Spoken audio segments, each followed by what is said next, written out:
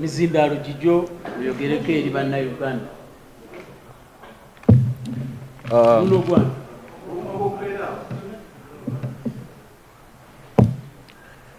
Yes, manya neddoboozi Fik Famaica.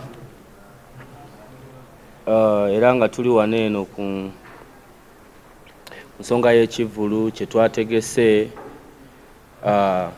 ne bapromota bange KT Events and Beyond, Unique Star Agency ne basponsor bonna nga bwe mubalabye.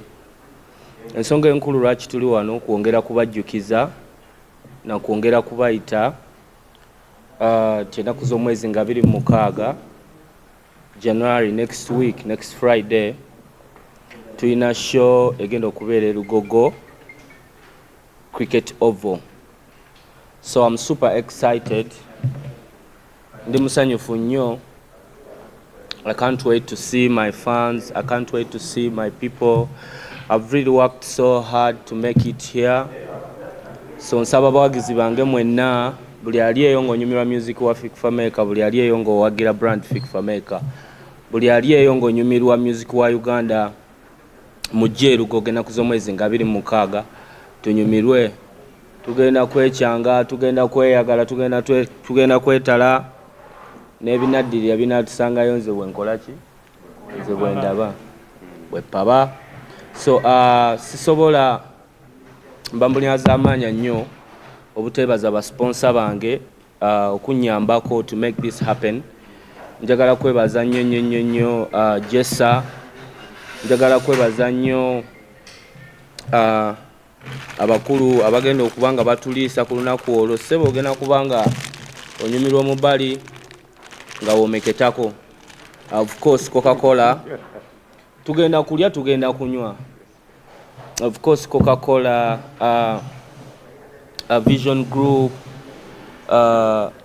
Nation Media, of course ne Jude Color Solutions, KT Events and Beyond, Unique Star Agency, ne media banange mwebale kubeerawo media yonna, mwebale kutambuza njiri y'endongo ya Uganda, mwebale kupushinga talent ya Uganda. Not only me but ndabanga kino kirungi eri industry yaffe. This is very good for the industry. Era njagala ennaku z'omwezi nga 26 tulaga abantu nti naffe ebisaawe bino Uganda tubikuba. Mwebale nnyo, mwebalire ddala bannamawulire na buli muntu yenna yenna ali eyo ng'owagira Fik Famaica kyokola kyakabi. Love. Online osobola ogenda ku social media zange, tickets kweziri osobola okugula ticket ku cricket n'ogifuna online right now. Then tickets zigenda kubeera out ku Rocksat. Tickets zigenda kubeera out leero everywhere. Tugenda ziteeka buli wamu, ogenda kuba osobola okuba nange mukeereeko. Tugenda kugulawo emiryango ssaawa 9 paka kuwulira bubi, owulira ng'okooye. Thank you. Yali ku Africana, ensonga lwaki twalonze venue eno, because we want to go bigger and better. Twalina show ku Africana yali nnungi last year, katate guno omwaka waliwo abataakola ki, abataalaba kivvulu. Venue yajjula ne wabeerawo abawagizi. Twagala n'abatajja ku mulundi ogwo bakole ki, oba n'abaasubwa show.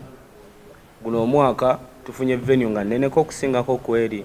So the intention is to go bigger and better. Okuva ku bwe kiba nga kiri kyali kyakabi, kino kigenda kubeera waawo. Yeah. Then about fashion, era still is the same answer. Bigger and better.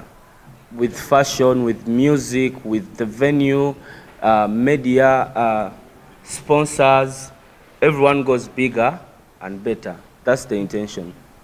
Yeah. Muzanyo kugwongerayo mubiri eri biri byennyini nnyini. Yeah man. About issue eyo omusajja oyo abeera busy, so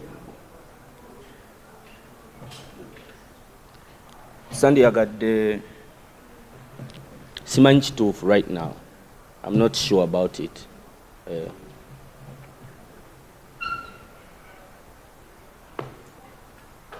Okay. Ekyo kye ndi mu kukolako ne basponsor bange ne bapromota bange n'abawagizi bange kye tuli mu kukolako okugyawo tubalage nti si nnene kungu through collaborations, kuba nze ntunda muziki gwe gunfudde kyendi, so nsobola kutoola maybe ku ekyo nenkiwaako ku muntu omulala gwensingako ba gwe neetaaga okuyambako. Bw'otunula mu nnyimba zange otunuddemu nga siina gwe nyambako, siina gwe nkozeeko naye.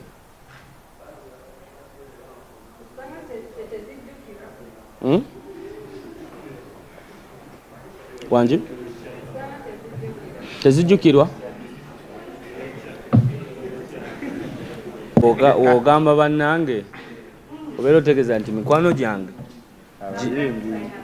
bani?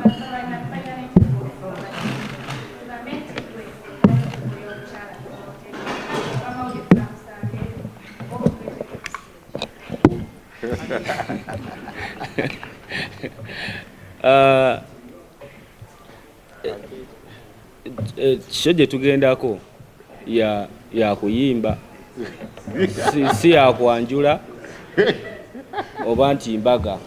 Tingenda kujja ne mukyala wange, sigenda kubasuubiza ekyo. Kye nsobola okusuubiza right now gwe muziki. Mikwano gyange, baganda bange bonna mbayita n'abawagizi bange, ne famire yange n'abasobodde okubeera wajja kubeerawo. Waba n'aba waliwo omukazi ajja kubeerawo, naye si kimu ku bye ngenda obbasuubiza leero ngenda kubasuubiza mu bali. Ayagala omukyala ku sipaaka kwajja okulaba